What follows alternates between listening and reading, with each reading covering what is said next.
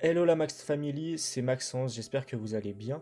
On se retrouve aujourd'hui pour vous résumer les 6 principes du livre Influence et Manipulation, un classique pour tout entrepreneur digne de ce nom. Il y a quelques années, je me demandais pourquoi certaines personnes obtenaient tout ce qu'elles voulaient, tandis que d'autres n'y arrivaient jamais. Et c'est en lisant ce livre que j'ai eu ma réponse. Surtout que la persuasion, c'est vraiment un concept qui est présent dans tous les domaines de notre vie, en amour, au travail, à l'école, pendant une décision d'achat, dans la publicité.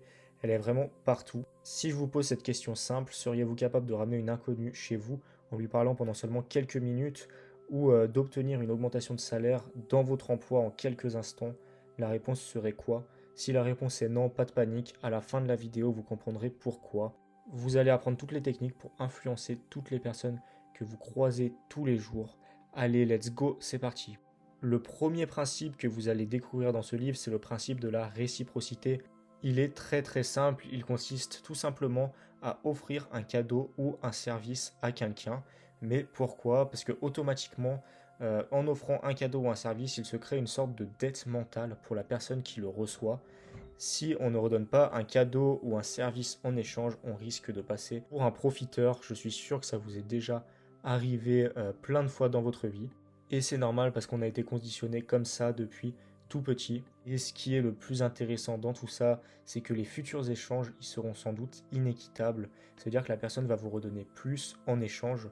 L'auteur du livre Influence et Manipulation, il cite l'exemple d'une étude où dans une salle d'attente, une personne offre une canette de coca à 1 dollar à un cobaye qui l'accepte à chaque fois volontiers. Pour le bien de l'expérience, le cobaye ne sait pas du tout que la personne en face de lui est un chercheur de l'étude et quelques minutes après, ce même chercheur, il va profiter pour aller voir le cobaye et essayer de lui vendre des billets de 5 dollars qu'il n'arrive pas à vendre à la loterie.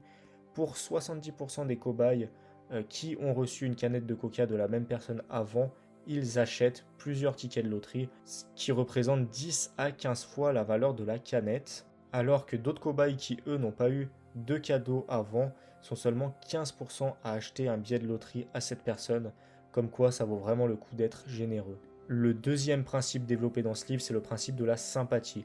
C'est un principe qui peut sembler évident, mais il y a quand même quelques informations surprenantes que l'auteur nous dit que je vais vous dévoiler tout de suite. Dans une étude réalisée en Pennsylvanie, les chercheurs ont évalué la beauté de 74 accusés avant leur procès. Issus des affaires, les chercheurs ont constaté que les accusés d'apparence séduisante avaient 2 fois plus de chances d'éviter la prison.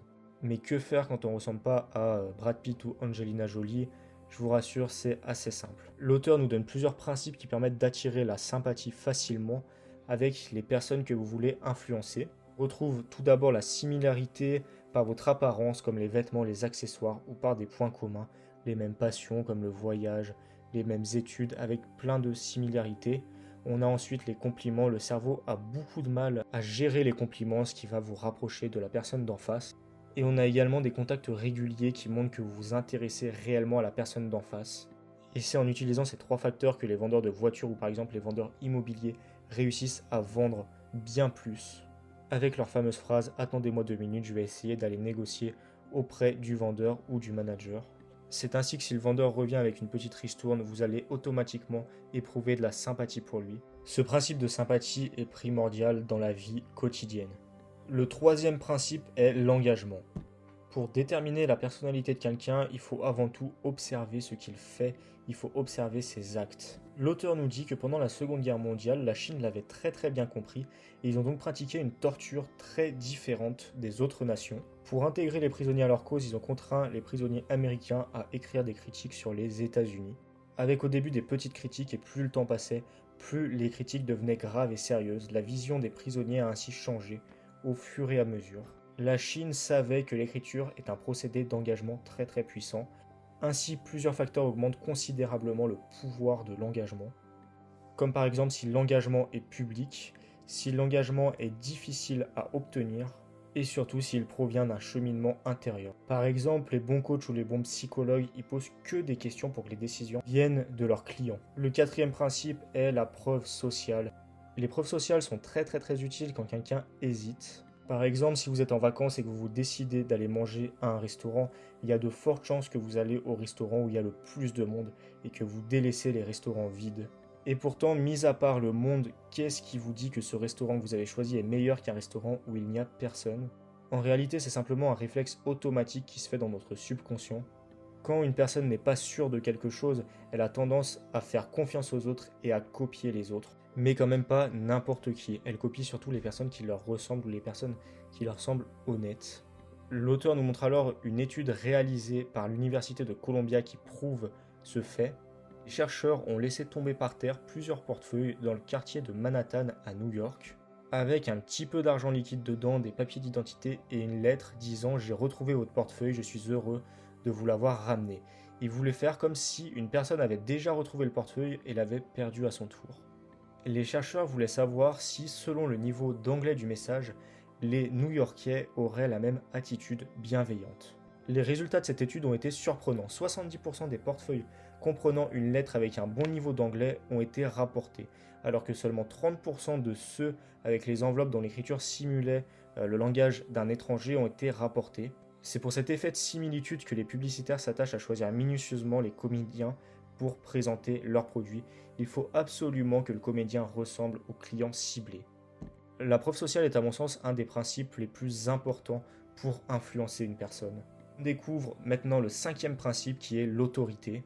Inconsciemment, je suis sûr que c'est quelque chose que vous avez déjà remarqué. On a plus tendance à écouter un expert qu'une personne pas experte dans son domaine. Si on voit une publicité à la télévision avec un professeur ou un docteur qui nous explique les bienfaits d'un dentifrice, on aura plus tendance à acheter ce dentifrice que si c'est une personne lambda. Ce principe d'autorité, il peut provenir aussi par l'apparence physique avec des accessoires ou des vêtements spécifiques. Par exemple, les chefs étoilés, ils ont toujours une écharpe ou un blouson qui indique qui ils sont. Ainsi, dans son livre, l'auteur vous indique une astuce pour faire passer votre message de manière beaucoup plus puissante. Selon lui, il suffit d'ajouter un peu d'honnêteté. Par exemple, si vous voulez vendre un produit, trouvez-lui un petit défaut et ça suffira d'apporter énormément de confiance. Par exemple, si vous vendez des formations sur le business en ligne, indiquez que les formations ne sont pas faites aux personnes qui ont moins de 18 ans. Ce n'est pas quelque chose de grave, ce n'est pas un défaut pour le produit ou votre service que vous vendez, mais ça montre que vous faites part de transparence. Et qui dit transparence dit surtout confiance. Le 6e et dernier principe évoqué dans ce livre est le principe de rareté. C'est un principe qui est de plus en plus utilisé dans le marketing et qui fonctionne à chaque fois. Et cet exemple se montre très bien lors des soldes ou du Black Friday aux États-Unis où des milliers de personnes se jettent sur des articles et ils sont même capables de se battre pour acheter certains produits. Mais comment ça fonctionne? Lorsque notre cerveau perçoit une potentielle perte de liberté de choisir, il se déclenche un mécanisme psychologique automatique. C'est un mécanisme de défense pour maintenir notre possibilité de choisir. Donc par exemple, si un produit qui est en rupture de stock nous intéresse, notre liberté de choisir, elle va être contrainte et c'est pour ça que des personnes se battent pour les soldes. Le résultat d'une rupture de stock, c'est qu'on veut encore acheter ce produit. Certaines marques l'ont très bien compris, comme par exemple Supreme, qui crée tout le temps des éditions limitées. Ce mécanisme, il est encore plus fort dans le cadre des soldes, car on voit toujours autour de nous plein de personnes qui veulent la même chose, et ces personnes, elles représentent donc un danger pour notre liberté d'acheter. Ce principe de rareté, il est donc exacerbé avec une pression collective. Et ce qui est surprenant, c'est que c'est le même mécanisme d'autodéfense qui se déclenche chez les enfants, à qui on dicte toute la journée de faire quelque chose ou de ne pas faire quelque chose. Ces enfants apprennent très vite à dire non et à vouloir faire l'inverse de ce qu'on veut vraiment. C'est donc très important de comprendre ce mécanisme inconscient psychologique. Il vaut mieux trouver une parade intelligente plutôt que d'essayer de casser un mur. Pour résumer rapidement, respectez et appliquez minutieusement ces 6 principes. Ainsi, vous allez enfin réussir à convaincre facilement toutes les personnes que vous rencontrez, toutes les personnes que vous croisez. Vous verrez, vous pouvez me faire confiance. En attendant, je vous dis à très bientôt. Ciao la Max Family.